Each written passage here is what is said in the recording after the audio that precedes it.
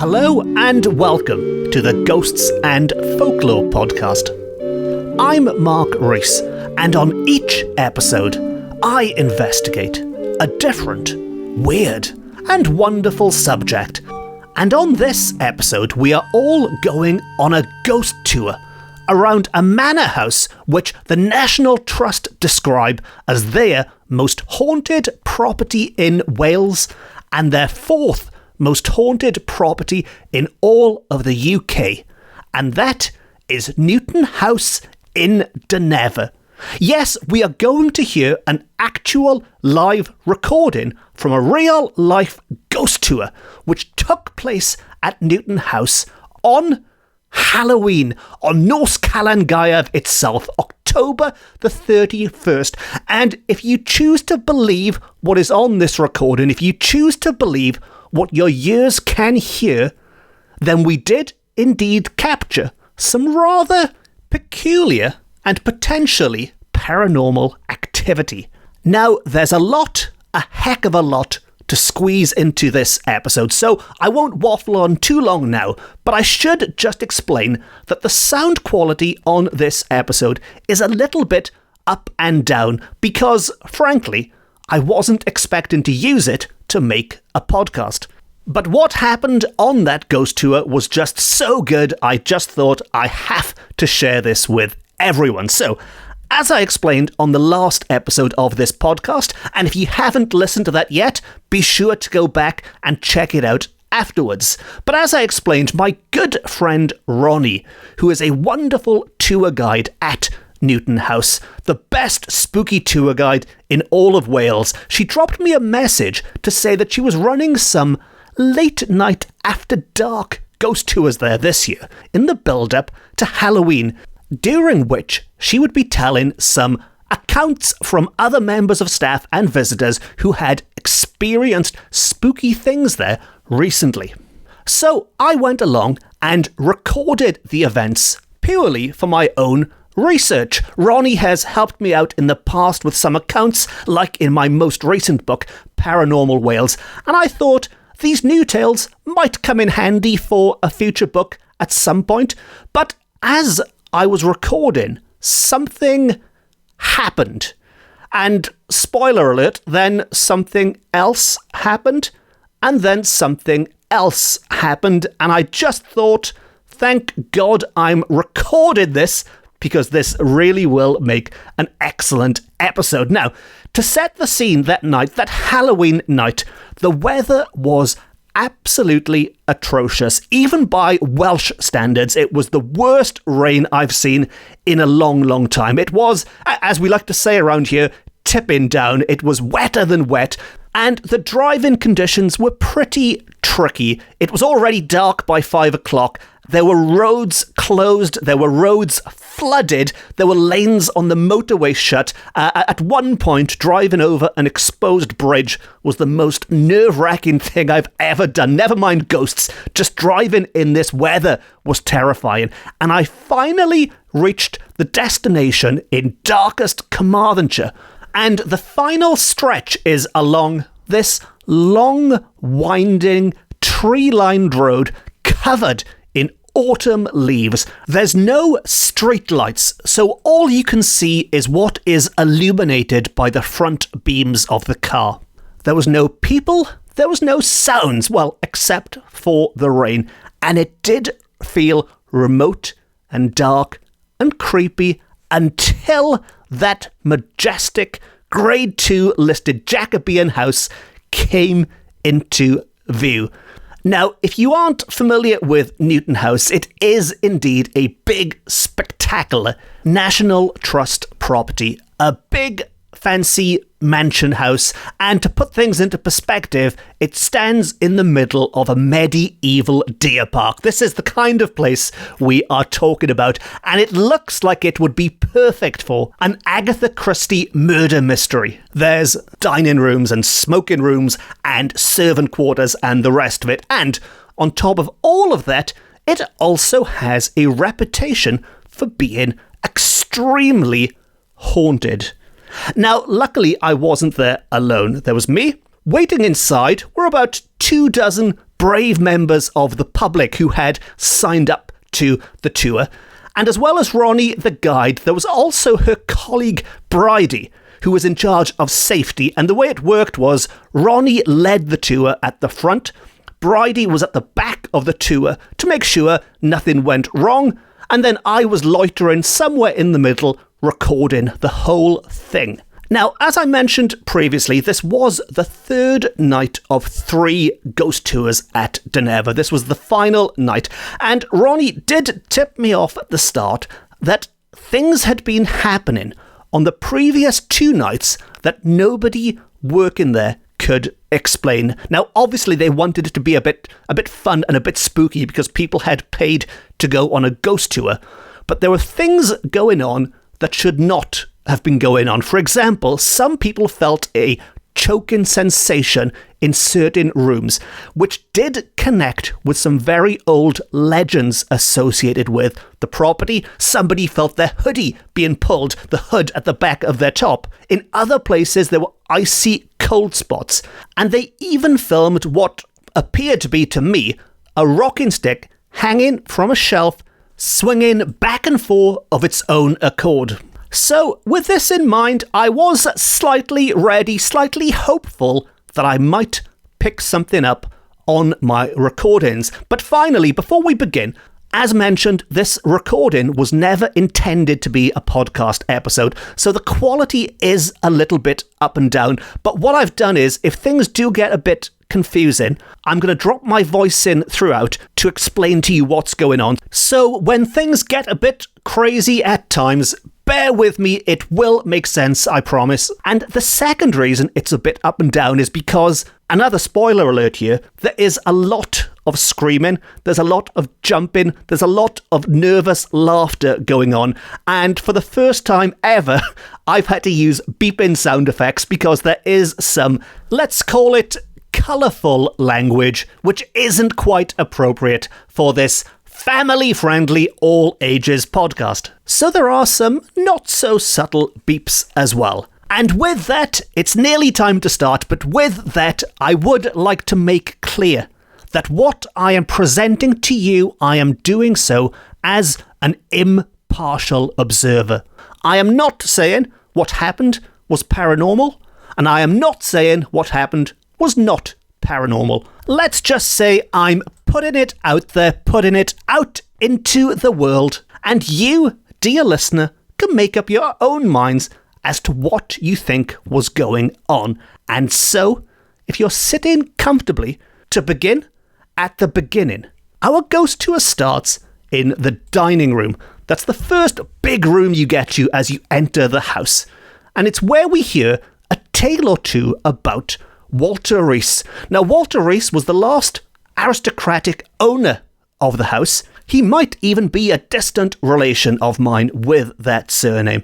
And as Ronnie is about to explain, his ghost is often mistaken for that of the butler, because he is sighted downstairs in the servant quarters, but they know it was Walter and not the butler because they have a portrait of Walter, and this ghost looks just like the portrait. But I will now hand you over to the expert to tell the tale, and our ghost hunt in Newton House begins in 5, 4, 3, 2, 1.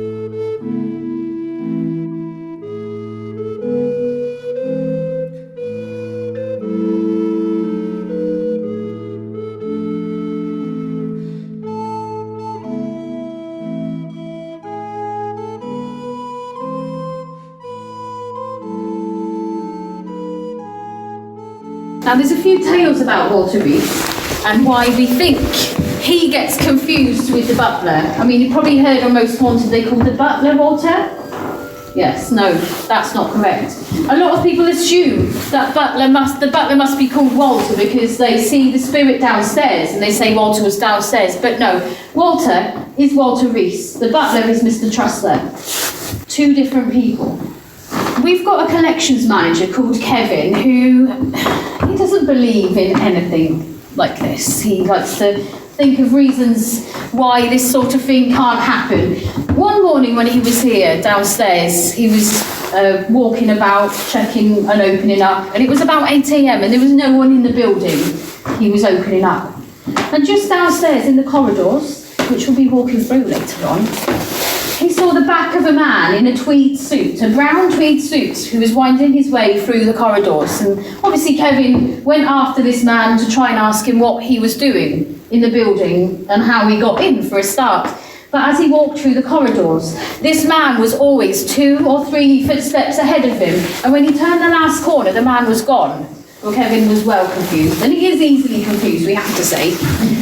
And when he came up here, he was a bit shocked to see the man who was in here, the man whose picture you've seen just now out there, looked remarkably similar to the man downstairs in the crumpled brown suit. This character of Walter, in life, used to welcome people to his house. He was very proud showing off this place. He was the first person to change his name from Rice to Reese. He was very happy to live here and very happy to welcome. In fact, he had his 21st birthday here. A birthday that was organised by Mr. Truster, actually. So yes, they did know each other. It is said that he still walks this house to welcome all new visitors in. Yes. We had a cleaner called Pauline who was here for many years. Pauline loved this place as well. In fact, we had to force her to retire last year. She didn't want to go herself. I've got a feeling she'll be a Mr. Truster when, we won't talk about that. But one morning, she was also here really early. She got in earlier than Kevin. She arrived before 6 a.m. Sometimes it was dark in the morning when she got here in the winter. And one morning, as she was in here, she saw the figure of a man outside. So she went to investigate, because obviously, as you've seen, we lock the gates at night and people can't possibly come in unless they jump the gates. And outside, she saw the figure of a man wearing what she described as a vintage brown suit with a vintage style about him. And Pauline, being Pauline, she just kind of waved and said, "Hello, Walter," and carried on. Now, Pauline also relates to the room next door. And as you'll find out, she doesn't scare very easily. So if you'd like to follow me.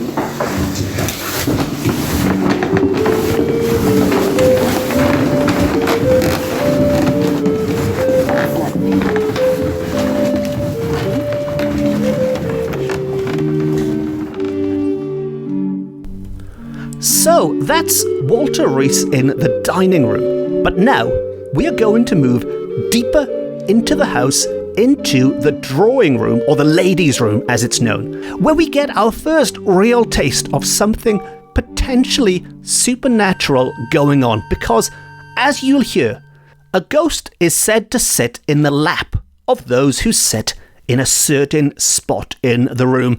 And to test this theory, Ronnie will carry out an experiment on some unsuspecting volunteers. It is nice, isn't it? Somebody said this is my favourite room of the house, actually. Do come right in. We've got plenty of room in here. If you need to sit down at any point, you can, feel free, okay?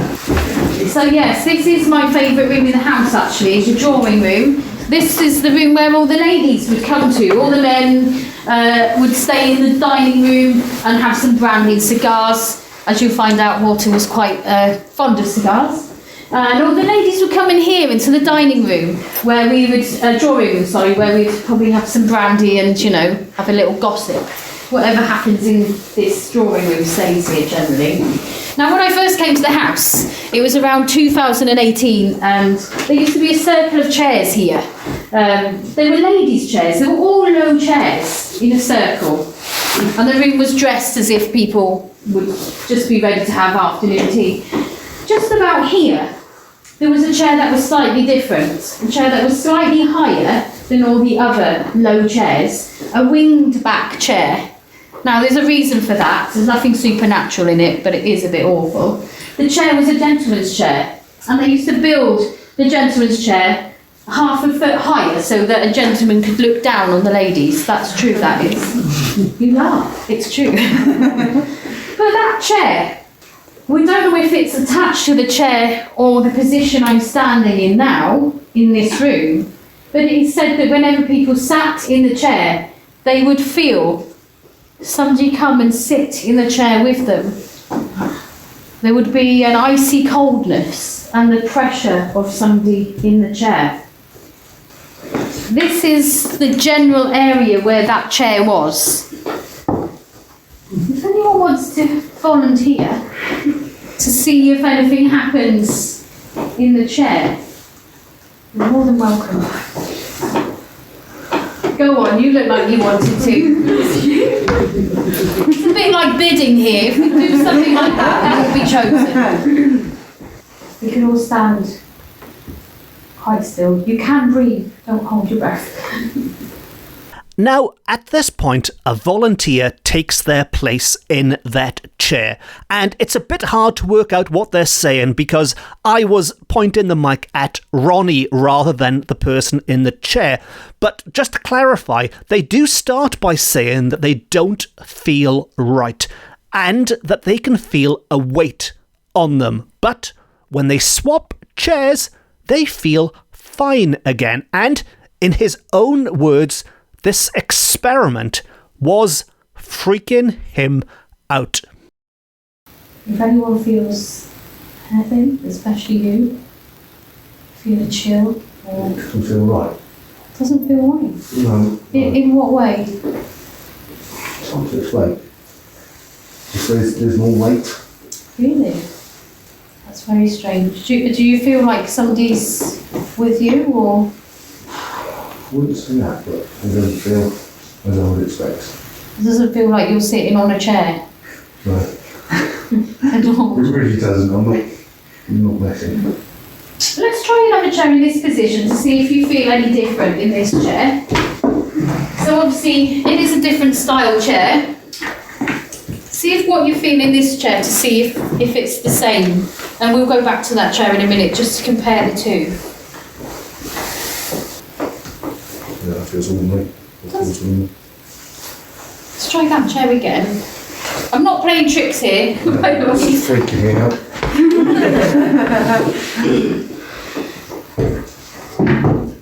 How does that feel now you've swapped chairs? Different to that one. Wow. Well, thank you to the lady that's sitting with this gentleman. Thank you for showing yourself to us tonight. You're welcome to carry on sitting there, but if you want to go and sit over there, you can. Does anyone else want to see how it feels for them? You? Yeah, come along then.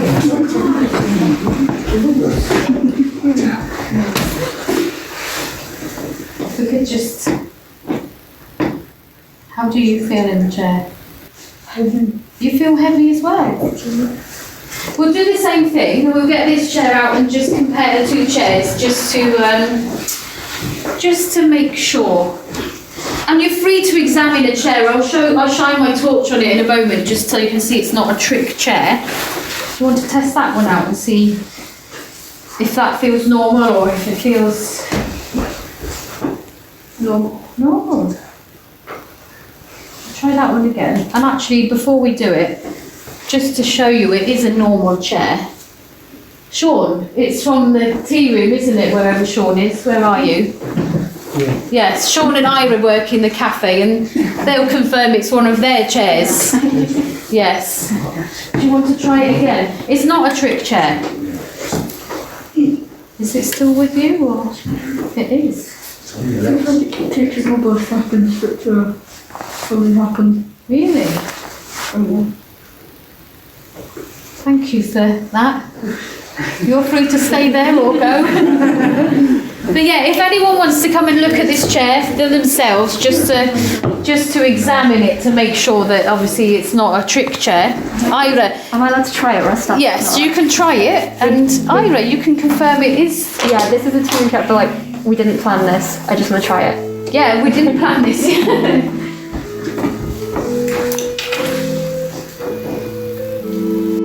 And so, after two people both reported the same sensation in the same spot, a member of staff gave it a go to confirm that it was indeed a genuine chair. I checked the chairs myself, I took photos if you want to see them, and I can confirm there was nothing special about either of them. And if you choose to believe it was paranormal in nature, the activity wasn't so much attached to the chair, but to the location.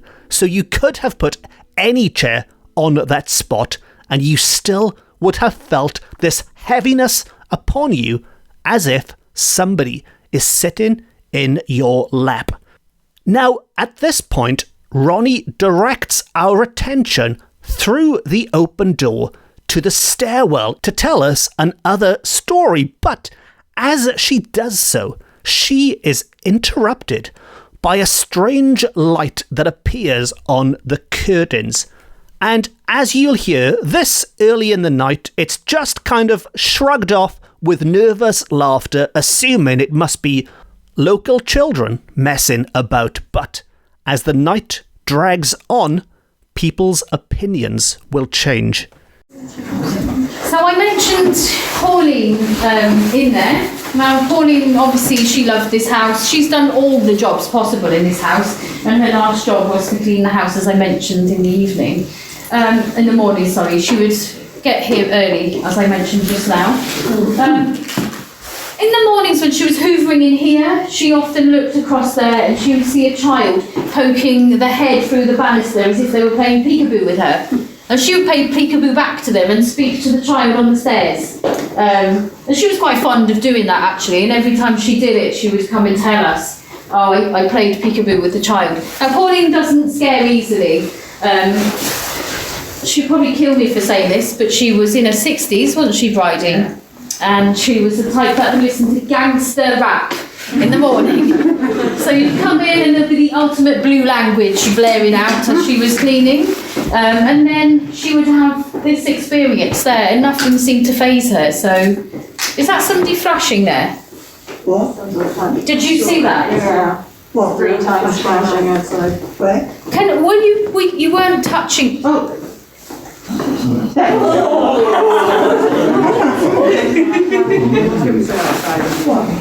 It may be somebody outside. What's up then? Well, yeah. It may be children coming up here for a scare. Hopefully. Anyway, let's move on. Let's move into the stairwell there.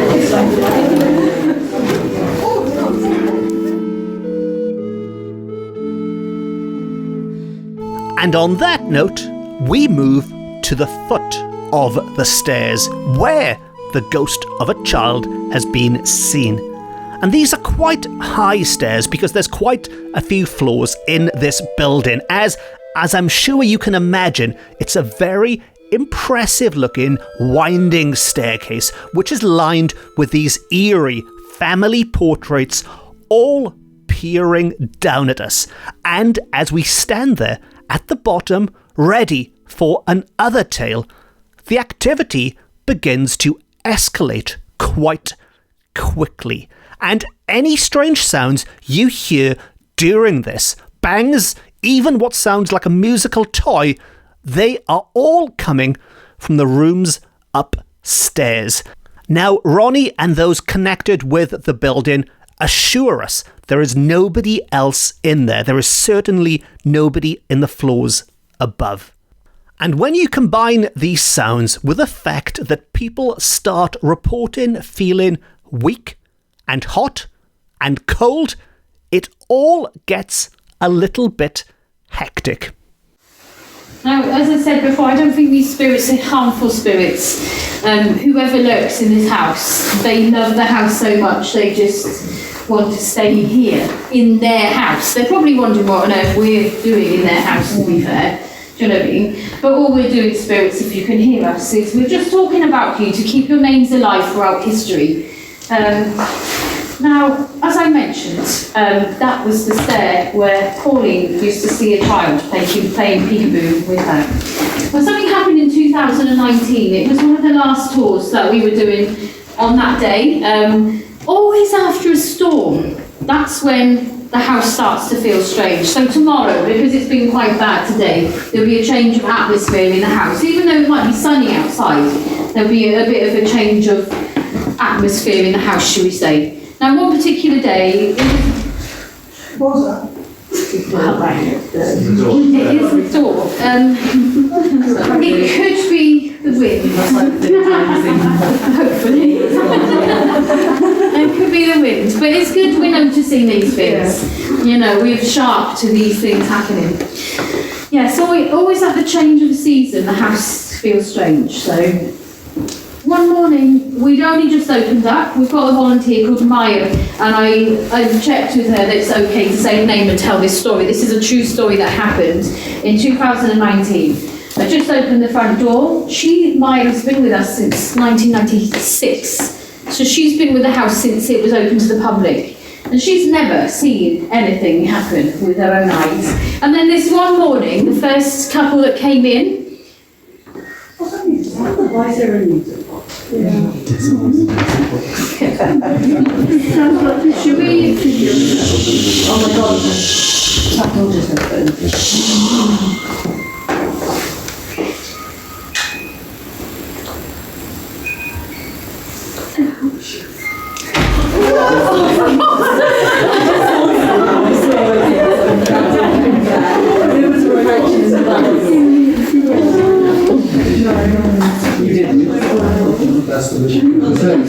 Yeah, that's the conservatory. Yeah, just go to the But when we go past, you're welcome if you've got a torch to shine it in the conservatory just to see if there's anything in there, yeah? I recommend we do that just to double check. But yeah, as I was saying, Maya, she hadn't seen anything. And there was two people that were the first visitors in of the morning. And Maya likes to talk about this staircase because it is original to the house. This staircase is very old. These pillars aren't. But the actual staircase itself and the plasterwork is from the 1600s, so it's been with the house for a good few hundred years. And some say that the actual oak staircase itself came from a different property. It was meant for a property and they didn't want it, so they put it in here when this was built. Now, Maya was telling the people about the staircase, and they looked up and they saw a child. He's done it again, hasn't it? It is the conservatory. We'll have a look when we go past. Maya said when she looked up, now I thought that I got the story wrong at first. I thought it was the visitors saw hands coming through the upper spindles of the staircase, but actually Maya was the one who saw the hands come through. And when she went to see who it was, because obviously we hadn't been open, it was just the first people were two adults. And she went to see what the child was doing on her own. Before she got there, she saw the vision of a child sat on the step, and when she got there, the child was gone. So Maya's a very straightforward woman, very Welsh, and I can tell you some very Welsh words that I've never heard in my life came out of her mouth, and she doesn't swear normally. So that is what happened on the staircase. We will be going up to the next landing. And as we go past the conservatory, I'll open the door and you yourselves can look in to see if... Yeah. Well, I have to say, things have been stirred up, I think, in this house. Like, after the first night, Bridie and I and our manager, Holly, and there was another manager.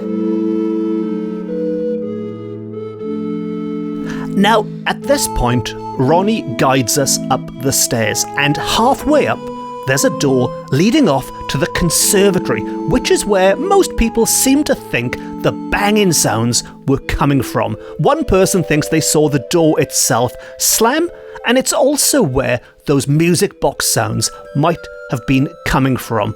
And we pop in quickly to investigate, and there is definitely nobody there. Now, when we reach the top of the stairs, Ronnie tells us another 2 spooky stories, which I will sum up quickly for you here, and I won't play the whole things for 2 reasons really. Firstly, because nothing particularly spooky happened while we were in this spot, and secondly, because I spoke about them on the last episode, so if you would like to know more, again, please go back and check that one out. But the first one concerns a spooky portrait of what appears to be 3 children. But if you look closely, it is believed 2 other children have been painted out, have been removed from this portrait because they died in infancy. And the second tale concerns the mummified cat. Yes, it amazes me every time I tell this one, but the mummified cat, which is buried under the floorboards in Newton House, pointing to the east, because it is believed this would protect the house from witchcraft and evil spirits. And while I can't confirm or deny if it does indeed protect the house, nothing particularly spooky happened in that room while I was there, so maybe it does work in that sense, because when we went to the next room, things did start picking up again. Now, this is what is known as Lady L's room, and as Ronnie is telling us all about it, an unexpected object rolls along the floor.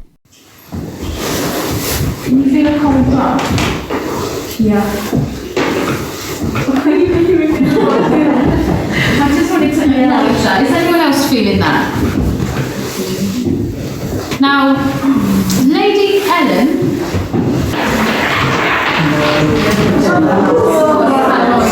Everyone stand still. Everyone stand still. Oh my. Wow. Everyone stand still. Right, okay, let's just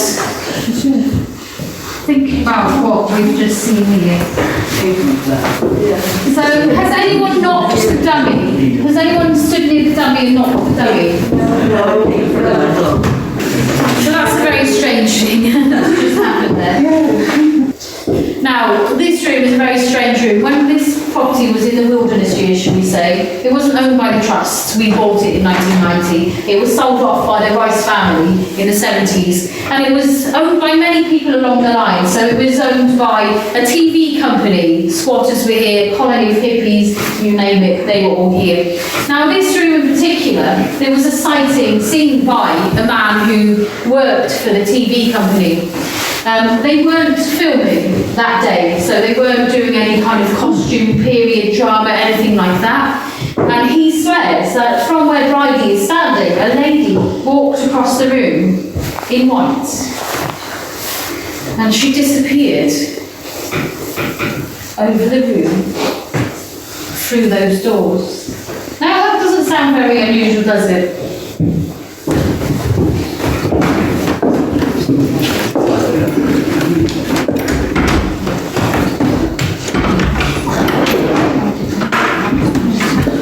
This room is not a room. Just like those over there, it's a shallow cupboard.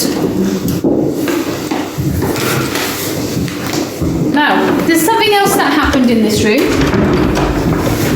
I'm quite good friends with one of the clerks who works for Ammanford Town Council. His name's Duncan.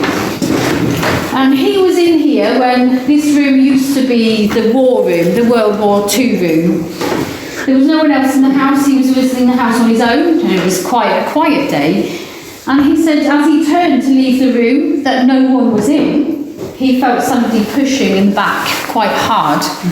So he lost his balance and fell forward. And obviously he thought somebody was hiding in here. There was absolutely no one in this room. We're going to head upstairs now. We're going to stop halfway up the landing again. So if you'd like to follow me.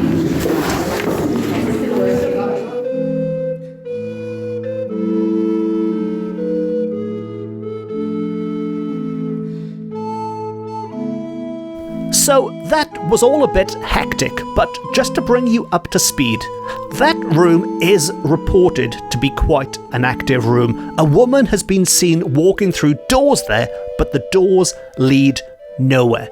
And while we were there, we saw what looked like a marble roll across the room from out of the darkness, which on closer inspection was actually a button or a bead or something, because there are some items of clothing in there on display, period clothing that presumably would have belonged to Lady L. And so it is thought that what we saw rolling across the floor has been removed from the clothing somehow and thrown out of the darkness. But after leaving that room, we are now back on the stairs and heading up to the final floor, the top floor for us at least. There is an attic above us, but that is protected because there's bats in there. So we are now heading up into the darkness as high as we are going to go on this tour. And as we do so, Ronnie stops us to tell us about a sighting that she has seen with her own eyes in this very spot. And you can stand on that bottom step as well if you were up the stairs. So, now I didn't actually see a child. I was on the stairs talking about that picture of children just there, when out of the corner of my eye, so I was looking down, I saw the figure of a man standing on the top landing there. He was looking down at me as I did the tour. Now, I thought it was one of my colleagues. I thought it was Cledwyn, who was going to be with us tonight volunteering, but unfortunately he pulled out. So he's not here to confirm this story. And as I looked up and thought, wow, Cledwyn's looking quite annoyed today. It wasn't his face. The figure wasn't there. But when I looked down again, it was still there. Earlier on in the day, we'd done a tour beforehand, and on the same spot as where that was, we'd taken some people out who'd suddenly become really ill, and that's why I asked you, if you feel anything weird, do let us know, because obviously we don't want anyone falling ill.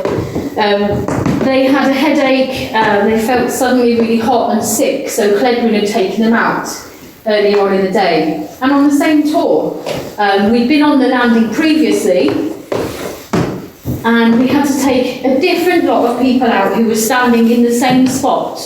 They also claimed the same symptoms. They both said they felt really sick, and because they were swaying as well, and it's a long way down, Cledwyn had also taken them out. So two different types of people that didn't know each other. The first tour was 12:30, the second tour was 2:30, so it was 2 hours apart, and this same phenomena had happened. And then here we were, exactly as you're standing here, when I saw the figure there. Now, I did think it was Cledwyn, as I say, and I turned around to see where he was, and he was there, where you're standing, Sean. It definitely wasn't Cledwyn. So that's a bit of a strange phenomenon that I've seen myself here that I can't explain. We're going to head upstairs now, like to the top landing. But before we... So, Ronnie herself has seen the figure of a man in the past looking down from the spot that we are now standing in. And on the way up, we heard noises from above us and below us when apparently, again, there was nobody else in the house. And we couldn't explain any of them. Some thought the sounds downstairs might have been the marble or the beads moving about again, but nothing had been moved after checking, whereas upstairs we had no idea because we hadn't been up there yet. But when we did arrive there, and when we arrived at the exact spot where this ghost has been seen, we did find a child's toy car, which it is assumed made a noise by being pushed along the floor. Now, weirdly, in exactly the same spot, people's torches started draining and flickering and turning off. And things started going bump in the night. And it gets a bit chaotic when these banging noises are heard coming from the other side of the wall in a closed room that we haven't reached yet. So I've said it before, I'll say it again, the sound is not very good for this next bit because it gets a bit crazy. But bear with me, it does calm down eventually. Sorry, I thought I saw it again just then, but it wasn't. Oh, What the hell was that? what was that? It was like someone running in there.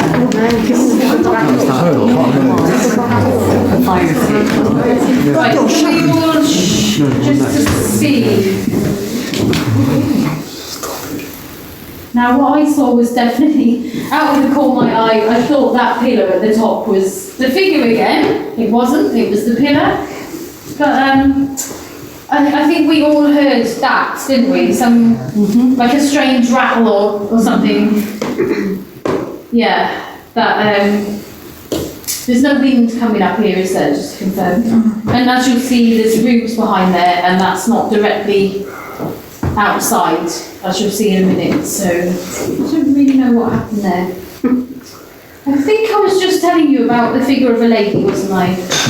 Was that downstairs? Where was that? That sounded like that room again, didn't it? Is that marble? Is it another bead? Righty, will you go and see if that bead's still on top of it? I'll go. But it's very strange, it sounded like it came from in there, didn't it? Yeah. Again, I was telling you about the lady. I don't know if the lady wants us to finish this story. She might be with us here tonight. Yeah, so if you feel a hand on your back, and some people report actually feeling a hand on their back, it's as if it's a kindly person helping them up the stairs, which is why this spirit has been labelled as the lady. People sometimes think it's maybe a guardian of the children who's used to making sure that they get safely up the stairs, because after all it is quite a long way down. So if you feel that as we go upstairs, let us know. Also let us know if you feel a bit unsteady on your feet, because that is also what some people feel when they go up here. I just have to say, people don't come up here. This is not a place that public can come. This is, well, you'll see in a minute, we're hoarders, it's full of rubbish, and it is research rooms. So let's just carefully go upstairs. Yes, and be very careful, obviously it is a long way down, so.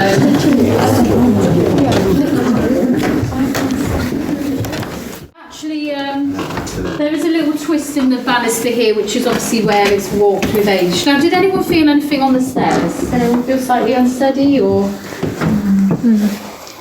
Yes. Yeah. How did you feel? Like I couldn't keep still, like something was swaying me. Something was swaying. Yeah. Were they pushing you? What's that? And it's pointing on that car, for God's sake. My torch doesn't have a flicker setting, it's just on and off. No, that's strange. No, actually, the other night, people's torches did drain of battery. Bridie, your phone. My phone was I moved it away from the car. and it went down to 30. It just died.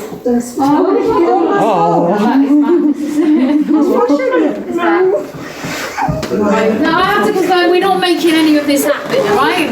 Now, I did say that sometimes when we stir things up, I think it's just them acknowledging the fact that we're talking about them, and it's just them saying, yeah, we are here. Since we've been doing this the last few nights. Careful, please stay on this side, don't step forwards. This is why I'm standing this side, in case something happens. What did... Something fell on the floor in this room. In that room, is it? Something fell on the floor in this room. It's so loud. It felt like you was down there. No, I don't. Right, we will be going that way in a moment. Something bounced on the floor. We're looking there in a moment. Right. It was the car. Is the car still there? When I shone my torch on the door, it started flickering. No way. Something fell in that room. If it doesn't have that setting, it's just a And actually that was weird, because it was just us talking about how you felt on the stairs, wasn't it? And we were just describing how the spirits maybe confirm to us that they know that we're talking about them.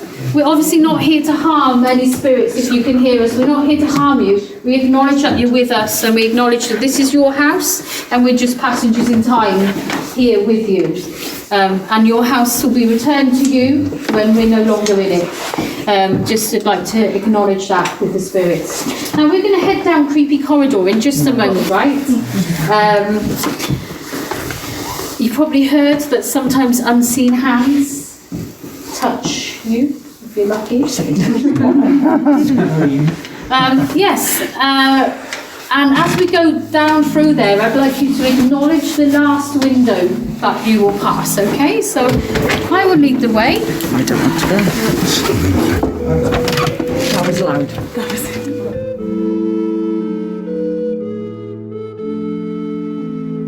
And so, after catching our breaths, we are now going to head towards that room where the banging sounds were coming from. But to get there, we first have to walk down, and I'm not making this up, but we have to walk down what is known as Creepy Corridor. Yes, Creepy Corridor. And as we do so, a group of people notice a strange light moving at the end of Creepy Corridor, which is definitely not a torch beam. So obviously in the same place you saw the lights downstairs, we have just witnessed the phenomena up here in the same vicinity, should we say, but 2 floors up. Yes. But it wasn't a bright flash. No, it wasn't bright. It was almost like a reflection. That's it. Yeah, on the end. Can we just say there's no light source here? That is what I literally just did. Your Was light that? was facing this. No, your light was facing this. Okay. And it wasn't on the whole wall. It No. was just a beam. Yeah. Like a reflection. So like an orb or No, it was a line. a line Yeah. of light? Yeah, Okay. Yeah. A band of light would be the best. Yeah. Yeah. But it was like reflected light, not bright white. That was scary. Was it not cold? It's colder in here, I think. So we just witnessed something very strange. If you weren't at the sort of front end coming through there, it was you, wasn't it? Two of us, Yeah. two of Can us. you explain to the group what actually just happened in the corridor? Just as you were opening the door, there was a band of light moved across the wall, but it wasn't bright white light from the torch from our end. It was sort of yellow or reflected light from the band of light, but it wasn't on the window, it was on the wall. Yeah. Before we moved in. And it definitely wasn't my torch. Yeah, no, no. it wasn't white light. It was soft Your light reflected was light. facing us, not the corridor. Because that's strange, because normally if you know, if there was a reflection, you might think it'd come from...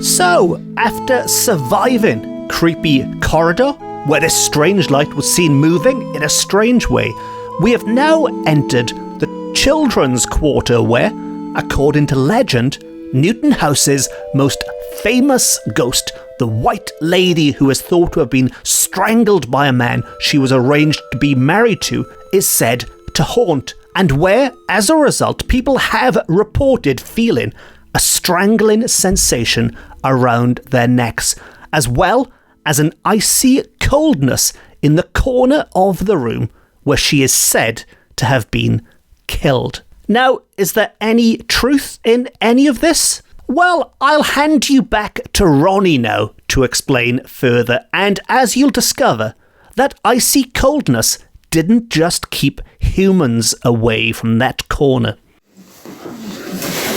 This corridor, the other day, Bridie, here she is, looking scared, sorry. Because Bridie had an experience the other night, didn't you, on Friday night, and Bridie didn't... Is that a mobile? Yes. So Bridie, I'm going to put you on the spot. She hates talking in front of people as well, so she's going to kill me afterwards. So Bridie, what happened to you the other night? We were in here talking to everyone. I stayed out here, and on this door here there was a shadow went across one panel and straight back again. I called a colleague out to come with me to have a look down the corridor, and there was nothing there. But I didn't see it last night, and so far I haven't seen it. Yeah, well, we've seen something else tonight, haven't we, which is quite odd. Now, I asked you to acknowledge that window, and that was for a reason. We had a storm, and you can tell from tonight, you've all come up when the winds have been quite strong. We had a storm a few years ago, at the end of 2018, where the winds were very strong indeed, and that window got broken. Now, we are obviously quite high up, and you might think there's something blue against the window, perhaps a tile or perhaps a tree. There aren't any trees actually near the window, are there, Bridie? No. They're all on the other side of the deer park. That is open space there. Now, the glass didn't actually break in, as you would expect if a tile had blown in and hit it. The window broke out, and the glass broke out onto the ground below us. Now that's a strange phenomenon, because Nigel, who was with us last night, his niece used to have this, this was an office a long time ago, and you can see why we don't bring people in here. It's a right mess, isn't it? And she had a desk here, and she was called Gemma actually, a figure of a child bounded across the floor, and Gemma said it jumped out of that window there. That window jumped out. I'm going to shut that corridor off because we've heard. I can hear something walking around. Where from? In the corridor? I can just like hear footsteps. Could that be anyone treading on the spot? Let's shut the corridor. There we go. And actually, if somebody was in the corridor, you'd hear the door open at the other end, right? Actually, Bridie, what did I say to you when you first came in today? I thought you were messing around with the doors in the house, didn't I? Yeah, because I'd shut some of the doors ready for tonight, in the areas we're not going. And I heard somebody open and close doors and walk across the wooden floor. And I shouted Holly, because I thought it was my manager, Holly, who you met today. But yeah, she...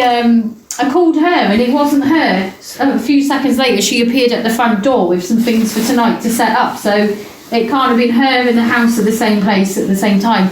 Also another colleague of mine, Hayley, was with me earlier. She's now gone for the night. She came with me, and as we were both shouting Holly, expecting Holly to appear, we both heard the door open and close and no one appeared. I thought it was Colette, our cleaner. She was in the basement, came up. And then I said it must be Bridie, because Holly had played a joke on Bridie yesterday, slammed the door, hadn't she? And you nearly yourself, didn't you, love? Basically. But it wasn't you, was it? Because you arrived a couple of hours after that. So now this room's very strange. There are sensors in here. They are linked to our burglar alarm, basically, and they are motion sensors. And it will say if there's an intruder in the building, the sensor will trigger and say there's movement in the room. And it goes straight to the police and it goes straight to our security team. One night, say around 3 a.m, one of the security guys was called out. He's quite a burly chap and he's got a dog with him, an Alsatian. And he comes out here quite often. He's quite familiar with the house because our alarms are always going off in the basement. He says the intruder alarm went off in this room.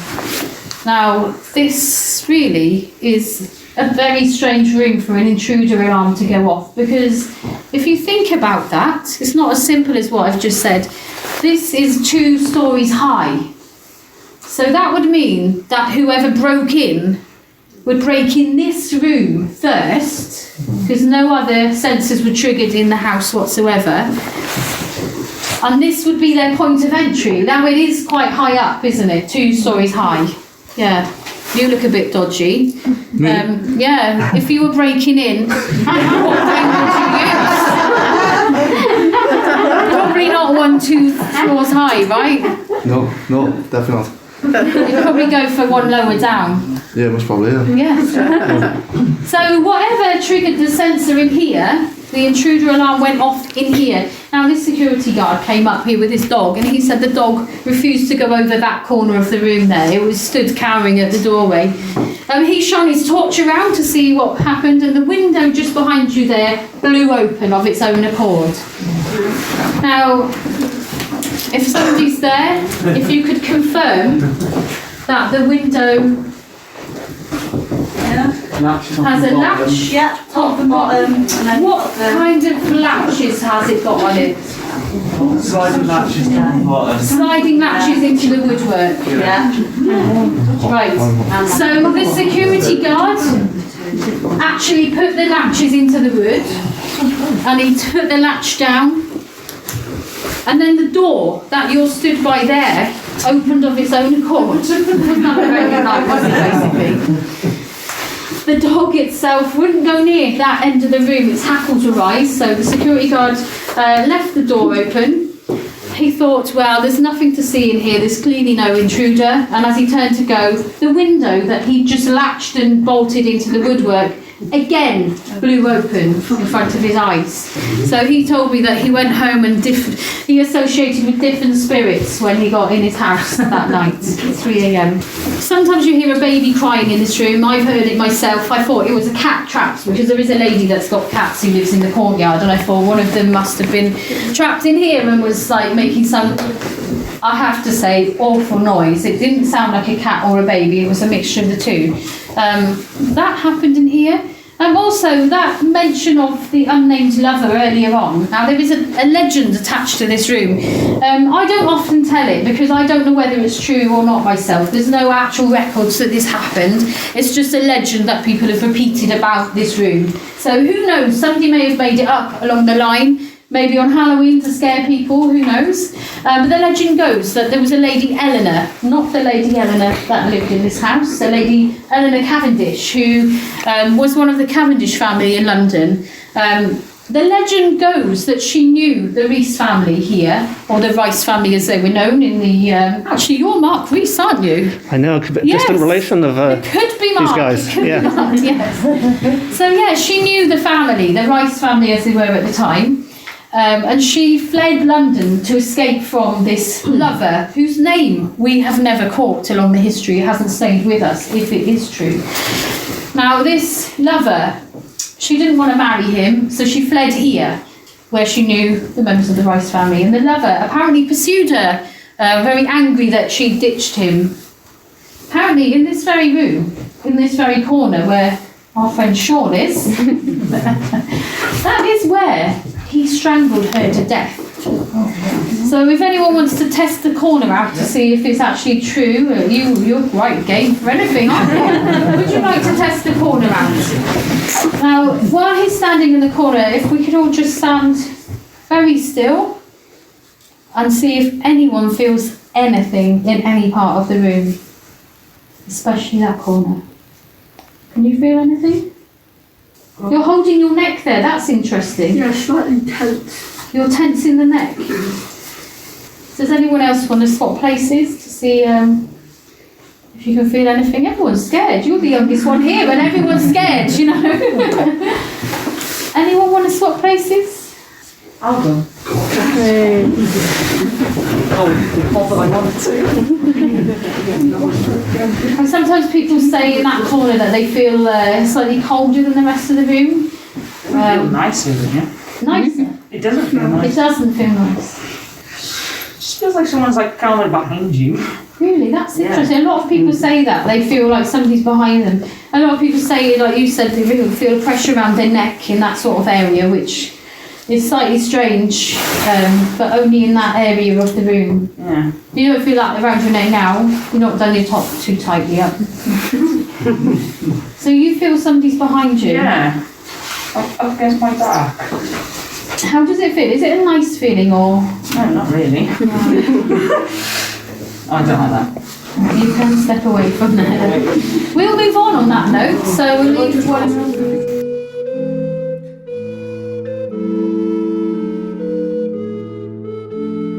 We now move on from the notorious room into the children's room next door, which itself leads into the room we believe those banging sounds were coming from earlier. But before we get that far, we are going to do some experiments in the children's room first, and somebody hears something unexpected from behind the closed door. Now, on some... Is something happening? Yeah. What's happening? There's like bangs through this door. That's just where we're going next, which is... Can we feel that next? Oh, it sounds like scratches. Do you want to step away from the door? Yes. Yeah, we will be going through that way in a moment, so you'll see exactly what's there on the other side of the door in a moment. Now in here, we used to do Halloween sleepovers, and I was quite disappointed that I actually didn't take part in any of them, because that happened the year before I started working here at Dinefwr. Now, the Halloween sleepovers, you could choose whichever room you wanted to go in, and some people took the opportunity to have some vigils here. They didn't do a Ouija board. As I said, we're not conjuring up any spirits in that way tonight either. Obviously, if the spirits do talk to us, we can talk back, just the knowledge they're there, but we're not asking them for their presence tonight, even though they've given us their presence tonight. As I said, this room feels a lot colder than the other room. There was a colleague of mine, Marianne, who worked here a couple of years ago. Last year was her last year with us. And she told me she was here with another colleague called Kim. They were a right pair, weren't they? Yeah. Yeah, they didn't believe particularly any spirits. They thought it was a right laugh, basically.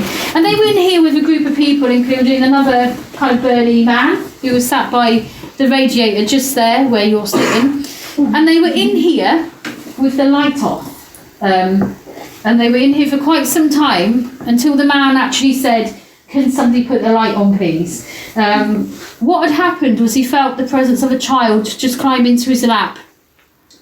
And he felt a little arm go around his neck. My voice has got really dry now we're in here. Does anyone else feel like that here? As if like the oxygen's coming out of the room. It's very strange, isn't it? And actually you'd expect that in a hot room, wouldn't you?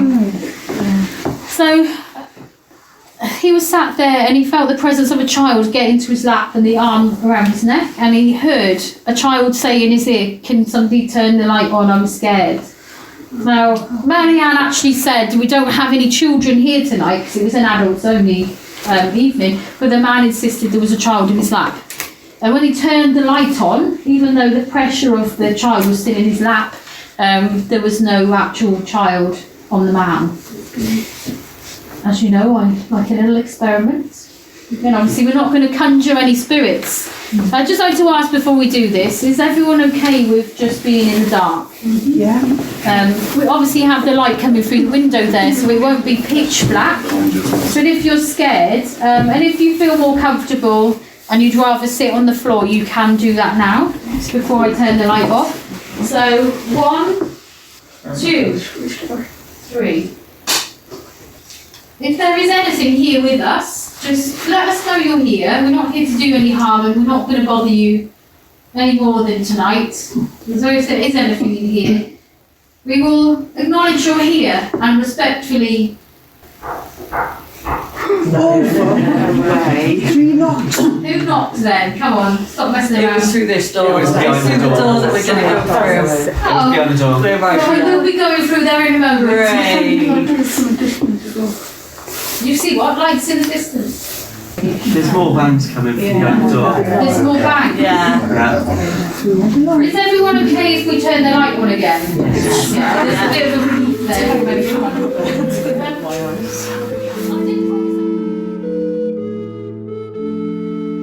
And after all that excitement, we have finally reached that room which is known as the Haunted Room. It's a bit of a giveaway.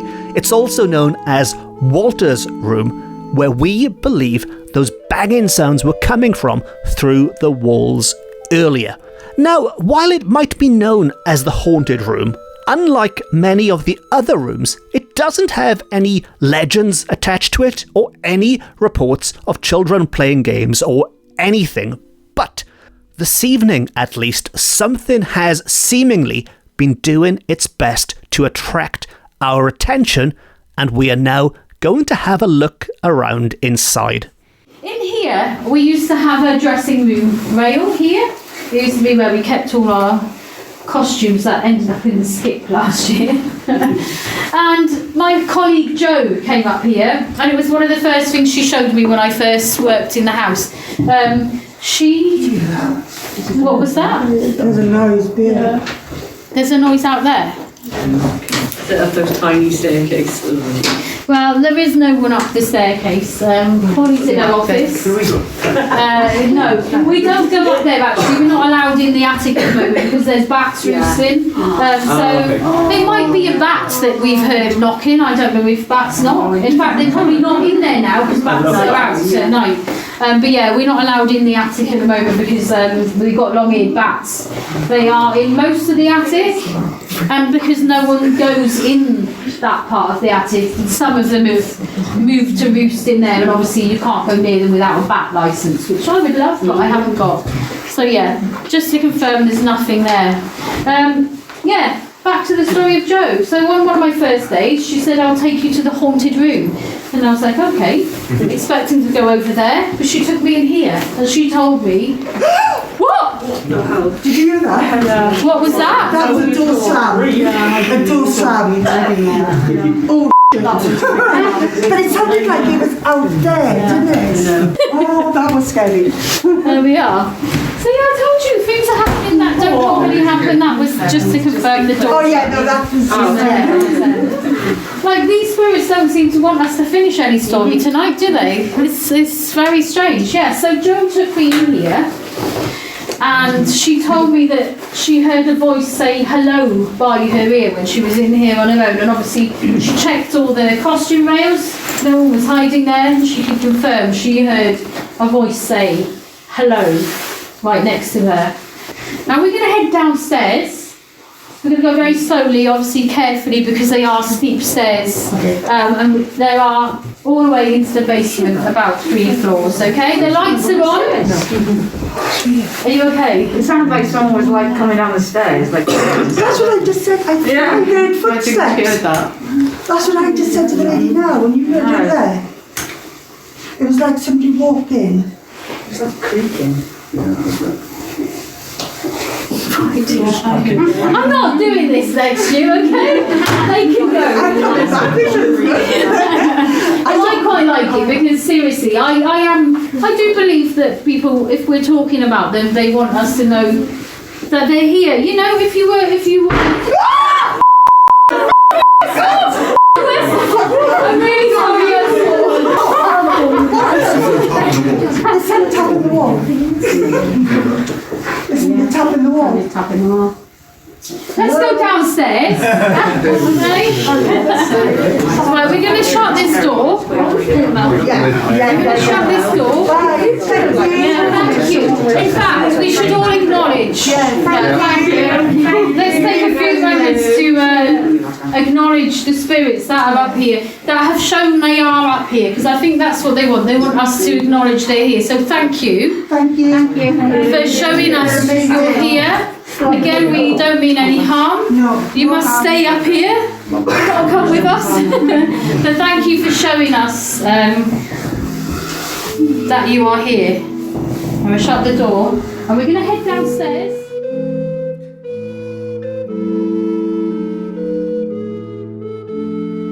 And with that, it would appear the haunted room did, in a way, live up to its reputation. Now, for the final part of this tour, we are heading back downstairs, but not using the same staircase, because we are heading to the servants' part of the house.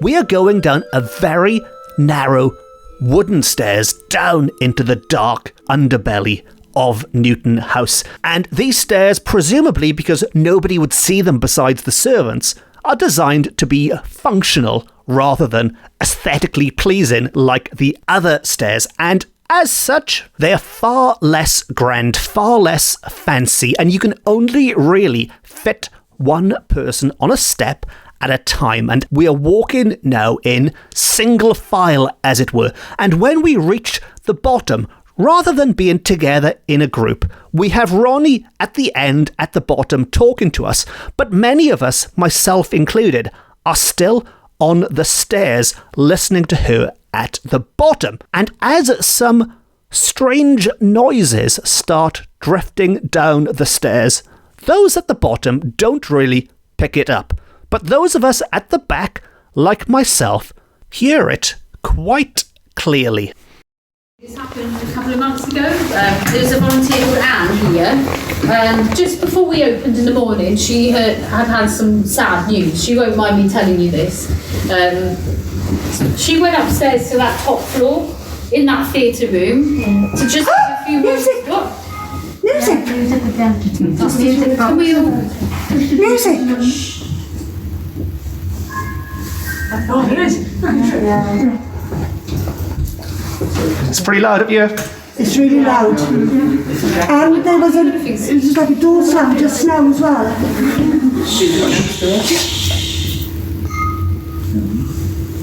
I heard that then. Is it, could be a No, it's a music, it's like a music box. You know when you open the box and the ballerina goes round? That's very odd, isn't it? Yeah. I can't hear it now. Yeah. No. It's stopping, starting now.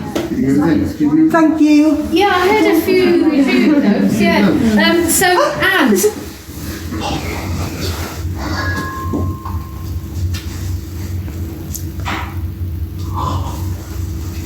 Yeah, and she went upstairs to where the theatre room was, and yeah, just had a few moments to gather her thoughts, because as I said, she'd had some quite sad news, and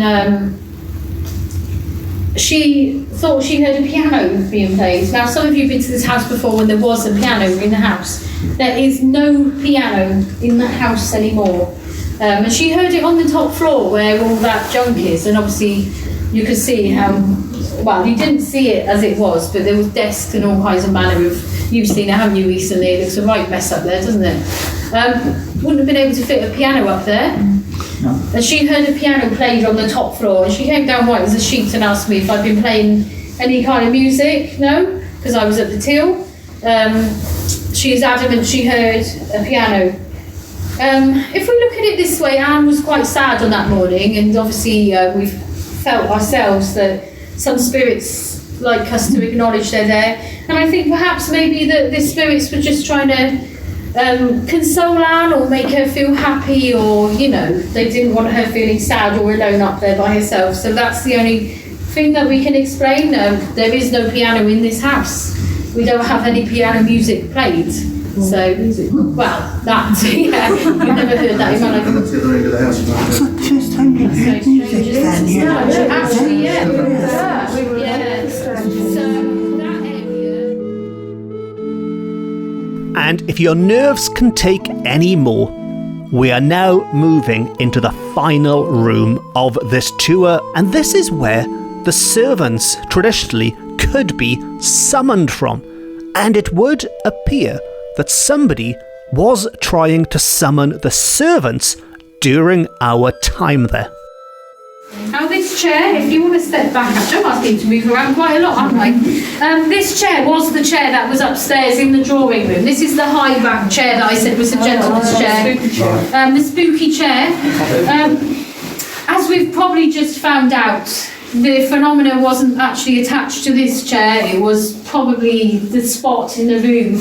Maybe the person who joined us earlier had their own favourite area in that room that they like to sit in, their own chair in their own life. But yeah, this chair here, before it arrived last year, there was a battered old chair with some doilies on the sleeves, you know, the sort of things that you see in vintage style houses, should we say, and a little doily on the back there. And in the morning, in the night when I locked up, I used to tidy it up because people had sat in the chair and straighten the cushion out just as I'm doing here. And I would come in the next day, open the door, and no one would have been in there since overnight. And you can confirm, I do set the alarms when I leave. And it was as if somebody had sat in the chair overnight, which is very strange. Yeah, this is where people say they feel the presence of the butler. This is where people get confused and say it's Walter the butler. But as we've said before, there are two spirits that are down here, Walter Rees and Mr. Trussler, who didn't want to leave here. He loved the family so much. So, also, Friday, some weird stuff happened, didn't it, on our first night? Now, we were down here locking up, making sure that everything was secure, all the lights were off. And Friday, it's always you, isn't it, love? The unbeliever. She believes after this week. So Bridie noticed that cane there was swinging by itself. You've actually made a film of that. Mark, you saw the film earlier, didn't you? Yep, swinging by itself. So that is the cane that was moving by itself. Now, obviously this wasn't a tale we told in the first night because it hadn't happened to us yet. It hadn't actually happened till everyone had gone home. So God knows what's going to happen when you leave us tonight. Bridie, it's just me and you, love, and we'll call Holly down from the office. It's just you. Hopefully Holly's still here then, because yeah, I'll be locking up alone tonight. But yeah, two chaps last night, because this obviously became something that we told on the tour because it's a first-hand experience that had just happened, a very recent one. They were standing where you are, and they said that they felt a cold presence behind them, and one of the boys was arguing with another one because he thought somebody had pulled his hood and pushed him in this area. Every time you say that, I can feel just on that side feels colder than that side, if that makes sense. And just to confirm, but there's nobody there. Yeah, and we're near The window is here, so you'd expect really it to be on your front, maybe. Can anyone else feel anything? It's very cold down here, but I might just be basement time. We're doing another experiment. The final experiment. Can your hearts take one more experiment? Yes. Yeah. Bridie. I think because we've experienced some strange things that maybe we should turn the light off again. And just to confirm everyone is okay with it being dark down here. Obviously we've got the light in the corridor there. We're not going to be in pitch black. Oh, that light. Oh, everyone's clinging on to each other. You really have like affected. Do you want to count us down, Bridie? Okay. When it's quiet, she's going to count us down. I'll turn the light off when I get to 3. Oh, I better turn my torch off. 1, 2, 3.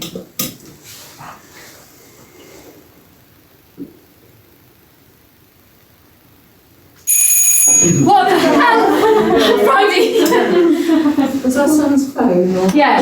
Was that somebody's phone? I haven't got any pockets, so... There's a bell there. A bell. It really does a bell. It is, but it's still moving. Well, the thing is, if that bell rang, the cane would be moving with it, because obviously you'd assume the... Ring the bell, see if it's the same sound. Yes. Yeah. Was that what you heard? Yeah. Really sharp. Did it become more purposeful though? And actually, just to confirm, the bell has moved and the cane is now moving with the bell. So if that bell...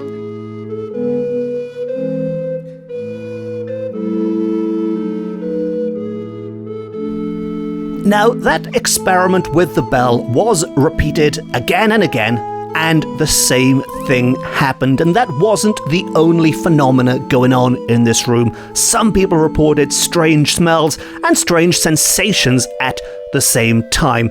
But as things descended into chaos once more, that's probably a good place to wrap things up, because this is becoming the longest episode ever.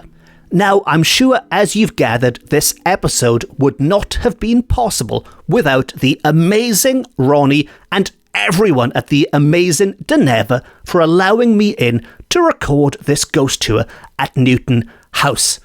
Also, every member of the public who was on the tour with us really got into the spirit of things, pardon the pun, and it was lovely meeting so many new people and hearing so many stories, and I'm sure you heard some of their voices on this recording as well, some of them speaking, some of them screaming, some of them swearing. Well, hopefully not. Some of them bleeped out when they were swearing. But it was wonderful to meet everyone, and I think it all came together to make it a Halloween to remember. Now, while this was a Halloween ghost hunt and spooky season might well be over now as I record this, the shops are overflowing with Christmas tat.